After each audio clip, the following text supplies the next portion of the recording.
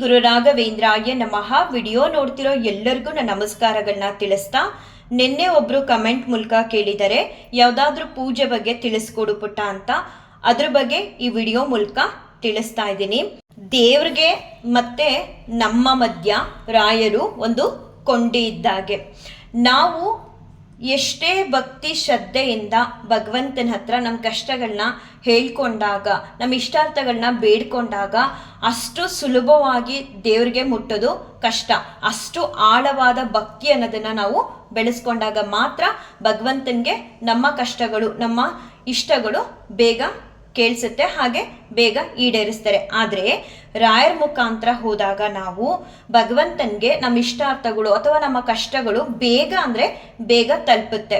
ಹೇಗೆ ಅಂತ ಅಂದರೆ, ರಾಯರು ನಾವೇನಾದರೂ ಕೋರಿಕೆನ ಕೇಳ್ಕೊಳ್ತೀವಲ್ವಾ, ನಮ್ದೇನಾದರೂ ಕಷ್ಟಗಳನ್ನ ಹೇಳ್ಕೊಳ್ತೀವಲ್ವಾ, ಆವಾಗ ಅವರು ಹೋಗ್ಬಿಟ್ಟು ದೇವ್ರ ಹತ್ರ, ಈಗ ಶ್ರೀರಾಮ ದೇವರಾಗಿರ್ಬೋದು, ಆಂಜನೇಯ ಸ್ವಾಮಿ ಆಗಿರ್ಬೋದು, ಅಥವಾ ಗಣೇಶನ್ನೇ ಆಗಿರ್ಬೋದು, ಲಕ್ಷ್ಮಿನೇ ಆಗಿರ್ಬೋದು, ಅವ್ರ ಹತ್ರ ಹೋಗ್ಬಿಟ್ಟು ಈ ಥರ ನನ್ನ ಭಕ್ತನಿಗೆ ಈ ರೀತಿ ಕಷ್ಟ ಇದೆ, ಇದನ್ನ ಸರಿಪಡಿಸ್ಕೊಡಿ ಅಂತ ಕೇಳ್ಕೊಳ್ತಾರೆ. ಅಷ್ಟು ಮಾತ್ರ ಅಲ್ಲ, ನಮ್ಮಲ್ಲೂ ಕೂಡ ಒಂದು ಭಕ್ತಿ ಅನ್ನೋದನ್ನ ರಾಯರನ್ನ ಪೂಜಿಸಿದಾಗ ಕೊಡ್ತಾರೆ.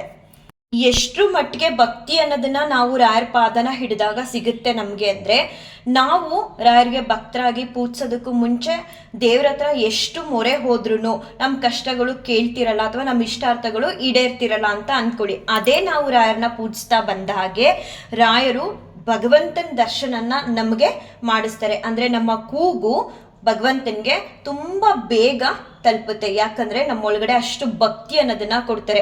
ರಾಯರನ್ನ ಪೂಜಿಸೋದ್ರಿಂದ ನಮ್ಮ ಇಷ್ಟಾರ್ಥಗಳಾಗ್ಲಿ, ನಮ್ಮ ಕಷ್ಟಗಳಾಗ್ಲಿ ಈಡೇರಿಸೋದ್ರ ಜೊತೆಗೆ ನಮ್ಮಲ್ಲೂ ಕೂಡ ಬದಲಾವಣೆ ಅನ್ನೋದನ್ನ ಮಾಡ್ತಾರೆ. ಅಗಾಧವಾದ ಅಪಾರವಾದ ಭಕ್ತಿ ಅನ್ನೋದನ್ನ ರಾಯರು ನಮ್ಮೊಳಗಡೆ ತುಂಬ್ತಾರೆ. ನೋಡಿ, ನಾನು ನನ್ನ ಅನುಭವನ ಇಲ್ಲಿ ತಿಳಿಸ್ತಾ ಇದ್ದೀನಿ. ನೀವು ಇವಾಗ ವಿದ್ಯಾ ಬೇಕು ಅಂತ ವಿದ್ಯಾ ಗಣಪತಿ ಪೂಜೆ ಮಾಡ್ತೀರಾ, ಲಕ್ಷ್ಮಿ ಬೇಕು ಅಂತ ಲಕ್ಷ್ಮಿ ಅನುಗ್ರಹಕ್ಕಾಗಿ ಲಕ್ಷ್ಮಿ ಪೂಜೆ ಮಾಡ್ತೀರಾ, ಅಥವಾ ಇನ್ನೊಂದೇನೋ ಬೇಕು, ಆರೋಗ್ಯ ಸಮಸ್ಯೆ ಇದೆ ಅಂತ ಹೇಳಿ ಆಂಜನೇಯ ಸ್ವಾಮಿ ಮೊರೆ ಹೋಗ್ತೀರಾ. ಆದರೆ ನಾನು ಆ ರೀತಿ ಅಲ್ಲ. ನಾನು ರಾಯರೇ ಎಲ್ಲವೂ ಅಂತ ನಂಬಿ ರಾಯರಿಂದನೇ ಎಲ್ಲವೂ ಕೂಡ ಸಿಗುತ್ತೆ. ಇವಾಗ ನನಗೆ ವಿದ್ಯಾ ಬೇಕಾ, ಸರಸ್ವತಿ ಮೂಲಕ ರಾಯರು ಕೊಡಿಸ್ತಾರೆ. ಹಣ ಬೇಕಾ, ಲಕ್ಷ್ಮಿ ಮೂಲಕ ನನಗೆ ಎಷ್ಟು ಅವಶ್ಯಕತೆ ಇದೆ ಅದನ್ನು ಕೊಡಿಸ್ತಾರೆ ರಾಯರು. ಇನ್ನೊಂದು ಆರೋಗ್ಯ ಸಮಸ್ಯೆ ಇದೆಯಾ, ಅದನ್ನು ಅಷ್ಟೇ ಸರಿಪಡಿಸ್ತಾರೆ ಅಂತ ಹೇಳಿ ಅವ್ರನ್ನ ಪೂಜಿಸ್ತಾ ಬರ್ತಿದ್ದೀನಿ. ನಾನು ಎಷ್ಟೋ ಬಾರಿ ರಾಯರ ಹತ್ರ ಹೇಳ್ಕೊಳ್ತೀನಿ, ನೋಡಪ್ಪ ದೇವರೇ ಬಂದು ನಿಂಗೆ ರಾಯರ್ ಬೇಕಾ, ನಾವು ಬೇಕಾ ಅಂತ ಕೇಳಿದ್ರೆ ನಾನು ನೀವೇ ಬೇಕು ರಾಯರೇ ಅಂತ ಕೇಳ್ಕೊಳ್ತೀನಿ. ಯಾಕಂದ್ರೆ ನೀವಿದ್ರೆ ಸಾಕು. ತಾಯಿ ಅಂತ ಹೃದಯ, ತುಂಬ ಕರುಣೆ ಅನ್ನೋದನ್ನ ಅವರು ತುಂಬಿಕೊಂಡಿರ್ತಾರೆ. ನೀವು ನೋಡ್ಬೋದು, ನೀವು ನಂಬಿರೋಂತಹ ಜನರು ಅವ್ರಿಗೋಸ್ಕರ ನೀವೇನೇ ಮಾಡಿ ನಿಮಗೆ ಕಷ್ಟ ಅಂದಾಗ, ಅಥವಾ ನಿಮ್ಮ ಒಂದು ಏನೋ ಕೆಟ್ಟ ಸಮಯದಲ್ಲಾಗ್ಲಿ ಅಥವಾ ಇನ್ನೊಂದೇನೋ ಇಷ್ಟದ ಸಮಯದಲ್ಲಾಗ್ಲಿ ನಿಮಗೆ ಸ್ಪಂದಿಸದೇ ಇರ್ಬೋದು. ಆದರೆ ರಾಯರು ಆ ಥರ ಅಲ್ಲ. ನೀವು ಸೇವೆ ಮಾಡಿರಲಿ ಮಾಡಿಲ್ದೇ ಇರಲಿ, ನಿಮ್ಮ ಮನಸ್ಸು ಶುದ್ಧವಾಗಿದ್ರೆ ನಾವು ಕರೆದ ತಕ್ಷಣ ಓಡ್ಕೊಂಡು ಬರ್ತಾರೆ. ಎಷ್ಟೋ ಸಮಯ ನಾವು ಈ ರೀತಿ ಅಂತ ಹೇಳೋದೇ ಬೇಡ, ರಾಯರಿಗೆ ಎಲ್ಲವನ್ನೂ ಕೂಡ ಅರ್ಥ ಮಾಡ್ಕೊಂಡಿರ್ತಾರೆ. ನನ್ನ ಅನುಭವದಲ್ಲಿ ಇವೆಲ್ಲವನ್ನು ನಾನು ನೋಡ್ತಾ ಬರ್ತಿದ್ದೀನಿ. ಹಾಗಾಗಿ ರಾಯರನ್ನ ಪೂಜಿಸಿದ್ರೆ ಎಲ್ಲವೂ ಕೂಡ ಸಿಗುತ್ತೆ, ಎಲ್ಲೂ ಹೋಗೋದು ಬೇಡ. ನಿಮ್ಗೆ ಏನು ಬೇಕು ಎಲ್ಲವನ್ನೂ ಕೂಡ ರಾಯರು ಕೊಡ್ತಾ ಬರ್ತಾರೆ.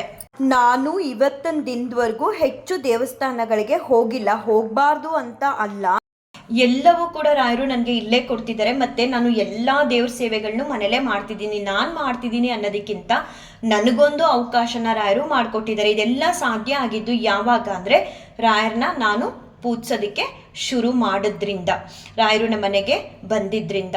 ನೀವು ಏನೇ ಪಡ್ಕೋಬೇಕಾದ್ರೂ ನಿಮ್ಮ ಕಷ್ಟಗಳು ನೀವು ಹೇಳ್ಕೊಳ್ಳೋದಕ್ಕೂ ಮುಂಚೆನೇ ರಾಯರಿಗೆ ಅರ್ಥ ಆಗುತ್ತೆ, ನಿಮ್ಮ ಇಷ್ಟಾರ್ಥಗಳು ಕೂಡ ತಲುಪಿಡುತ್ತೆ. ಈ ರೀತಿ ಎಲ್ಲ ಆಗಬೇಕಂದ್ರೆ ರಾಯರನ್ನ ಪ್ರತಿ ನಿತ್ಯ ಇಲ್ಲ ಪ್ರತಿ ಗುರುವಾರ ನಿಮ್ಮ ಕೈಲಿ ಸಾಧ್ಯ ಆದಷ್ಟು ಮಟ್ಟಿಗೆ ಸಿಂಪಲ್ ಅಂದರೆ ಸಿಂಪಲ್ಲು ರಾಯರನ್ನ ಪೂಜಿಸೋದು. ಏನಿಲ್ಲ, ಅವ್ರದ್ದೊಂದು ಫೋಟೋ, ಬೃಂದಾವನ, ವಿಗ್ರಹ ಏನಿರುತ್ತೆ ಅದನ್ನು ದೇವ್ರ ಮನೇಲಿ, ನಿಮ್ಮ ದೇವ್ರ ಮನೇಲಿ ಇಟ್ಟು, ಇಲ್ಲ ದೇವ್ರ ಮನೇಲಿ ಇಡಲ್ಲ ನಾವು ಅಂದರೆ ನಿಮಗೆ ಎಲ್ಲಿ ಅನುಕೂಲ ಆಗುತ್ತೆ ಮನೆ ಒಳಗಡೆ ಫೋಟೋ ಇಟ್ಟು ಪೂಜಿಸೋದಕ್ಕೆ, ಆ ಜಾಗದಲ್ಲಿ ಫೋಟೋ ಇಟ್ಟು 2 ದೀಪನ ಹಚ್ಚಿ ಗಂಧ ಇಟ್ಟು ತುಳಸಿ ಇಟ್ಟು, ರಾಯರೇ ಈ ರೀತಿ ನನಗೆ ಕೆಲಸ ಮಾಡಿಕೊಡ್ಬೇಕು, ನೀವು ನನ್ನದೊಂದು ಈ ಥರ ಇಷ್ಟಾರ್ಥ ಇದೆ, ಇಲ್ಲ ನಂದೊಂದು ಈ ತರ ಕಷ್ಟ ಇದೆ, ನಾನು ಇಷ್ಟು ವಾರ ಇಲ್ಲ ಇಷ್ಟು ದಿನ ಇಲ್ಲ ನಾನು ಜೀವಂತವಾಗಿ ಬದುಕಿರೋವರೆಗೂ ನಿಮ್ಮ ಸೇವೆನ ಮಾಡ್ತೀನಿ, ನನ್ನ ಕುಟುಂಬದ ರಕ್ಷಣೆ ಮಾಡಿ, ಹಾಗೆ ನನ್ನ ಕಷ್ಟಗಳನ್ನ ದೂರ ಮಾಡಿ, ನನ್ನ ಇಷ್ಟಾರ್ಥಗಳನ್ನ ಕೊಡಿ ಅಂತ ಅವ್ರ ಹತ್ರ ಒಂದು ಬಾರಿ ಅವರು ನಿಮ್ಮ ಮನೆಗೆ ಬಂದರೆ ಸಾಕು.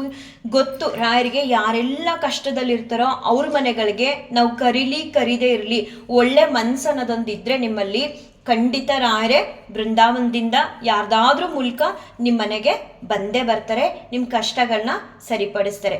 ನಾವು ಶ್ರದ್ಧಾ ಭಕ್ತಿಯಿಂದ ಅವ್ರ ಮುಂದೆ 2 ದೀಪ ಹಚ್ಚಿ ಬೇಡ್ಕೋಬೇಕು ಅಷ್ಟೇ. ಶ್ರೀ ಗುರು ರಾಘವೇಂದ್ರಾಯ ನಮಃ ಅಂತ ಹೇಳೋದಕ್ಕೆ ಬರುತ್ತಲ್ವಾ, ಅದನ್ನಷ್ಟು ಹೇಳಿದ್ರೆ ಸಾಕು ರಾಯರ ಹತ್ರ. ಆಮೇಲೆ ನೀವು ಅವ್ರ ಮುಂದೆ ಸ್ವಲ್ಪ ಹೊತ್ತು ಸಮಯನ ಕಳೀರಿ. ಇವಾಗ ಯಾರ ಜೊತೆನೋ ನೀವು ಮಾತಾಡ್ತೀರಾ, ನಿಮ್ಮ ಮಾತನ್ನ ಕೇಳಿಸ್ಕೊಳಲ್ವಾ ಅವರು, ಆದರೆ ರಾಯರ ಆ ಥರ ಅಲ್ಲ.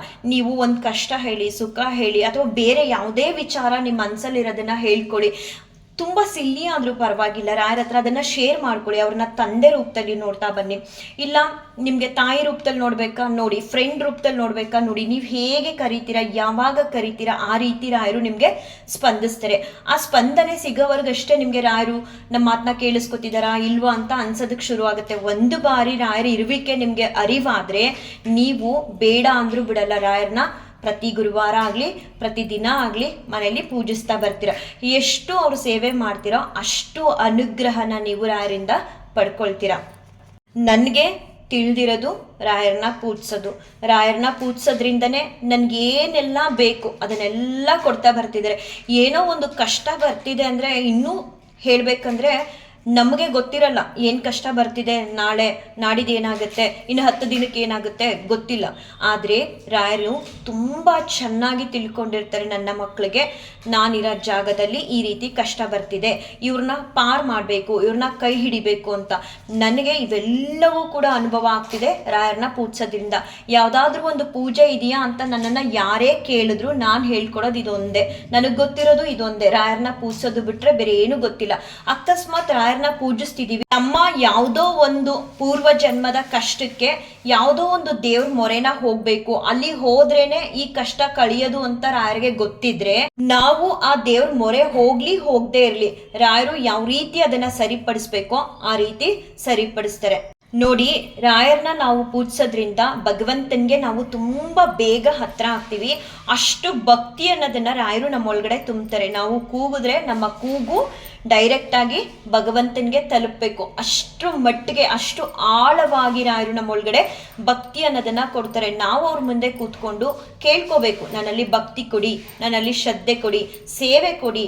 ಸೇವೆ ಅಂತ ಅಂದ ತಕ್ಷಣ ಇಷ್ಟು ಮಾರು ಹೂವು, ಇಷ್ಟು ಹಣ್ಣು, ಇದೇ ರೀತಿ ಮಾಡ್ಬೇಕಂತ ಏನಿಲ್ಲ. ನಿಮ್ಮ ಪರಿಶುದ್ಧವಾದ ಮನಸ್ಸಲ್ಲಿ ಶ್ರೀ ರಾಘವೇಂದ್ರಾಯ ನಮಃ ಅಂತ ಹೇಳ್ಕೊಂಡ್ರೆ ಸಾಕು. ಇನ್ನು ಮಠಗಳಲ್ಲಿ ಹೋಗಿ ರಾಯರ ಸೇವೆನ ಮಾಡ್ತೀನಿ ಅನ್ನೋದಾದ್ರೆ ಅಲ್ಲೂ ಕೂಡ ಹೋಗಿ ಹೆಜ್ಜೆ ನಮಸ್ಕಾರನ ಮಾಡ್ಬೋದು. ಏನು ಬೇಡ, ಒಂದು 5 ನಿಮಿಷ ಅವ್ರನ್ನ ದೃಷ್ಟಿ ಇಟ್ಟು ಮನೇಲಿರೋ ಫೋಟೋನಾಗ್ಲಿ ರಾಯರ ಮಠಗಳಾಗ್ಲಿ ಹೋಗಿ ನಿಮ್ಮ ಆಲೋಚನೆಗಳು, ನಿಮ್ಮ ಭಾವನೆಗಳು ಎಲ್ಲವನ್ನು ನಿಮ್ಮಿಂದ ದೂರ ಮಾಡಿ. ರಾಯರು ನಾನು, ನಮ್ಮ ನರನಾಡಿ ಎಲ್ಲ ರಾಯರು ಅಂತಿರ್ಬೇಕು. ಆವಾಗಷ್ಟೇ ನೀವು ಅವರ ಕರುಣೆಯ ಕಡಲಲ್ಲಿ ಒಂದು ಮಗುವಾಗಿ ತೇಲೋದಿಕ್ಕೆ ಮುಳುಗೋದಿಕ್ಕೆ ಸಾಧ್ಯ ಆಗುತ್ತೆ. ಅಷ್ಟು ಅಪಾರವಾದ ಪ್ರೀತಿನ ರಾಯರು ನಿಮಗೆ ಕೊಡ್ತಾರೆ. ನಿಮ್ಮ ಜೊತೆ ಯಾರಿರಲಿ ಇಲ್ಲದೆ ಇರಲಿ, ರಾಯರು ಒಬ್ರಿದ್ರೆ ಸಾಕಪ್ಪ, ನಾವು ಬದುಕ್ತಿರೋದೇ ರಾಯರಿಗೋಸ್ಕರ ಅಂತ ಅನ್ನೋ ಅಷ್ಟು ಭಕ್ತಿನ ನಿಮ್ಮೊಳಗಡೆ ರಾಯರು ತುಂಬ್ತಾರೆ. ಇನ್ನೇನ್ ಬೇಕು, ರಾಯರು ನಮ್ಮ ಜೊತೆಲಿ ಇದ್ದಾಗ ನಮ್ಮ ಬದುಕಲ್ಲಿ ಒಂದು ಕಳ್ಳು ಮುಳ್ಳು ಅನ್ನೋದು ಚುಚ್ಚಬಾರ್ದು. ಆ ರೀತಿ ಹೂವಿನ ಹಾದಿಲಿ ನಮ್ಮನ್ನ ಕರ್ಕೊಂಡು ಹೋಗ್ತಾರೆ. ಅಷ್ಟು ಅಪಾರವಾದ ಪ್ರೀತಿನ ರಾಯರು ಕೊಡ್ತಾರೆ. ಅದನ್ನ ಪಡ್ಕೊಳ್ಳೋದಕ್ಕೆ ನಾವು ಸಿದ್ಧರಾಗಿ ಅವ್ರ ಮುಂದೆ ಮಕ್ಕಳ ಹಾಗೆ ಭಿಕ್ಷೆ ಬೇಡ್ತಾ ನಮ್ಮಲ್ಲಿ ಭಕ್ತಿ ಕೊಡಿ, ಶ್ರದ್ಧೆ ಕೊಡಿ, ನಮ್ಮ ಕೈ ಹಿಡಿದು ಮುಂದೆ ನಡೆಸಿ ಅಂತ ಕೇಳ್ಕೋಬೇಕು.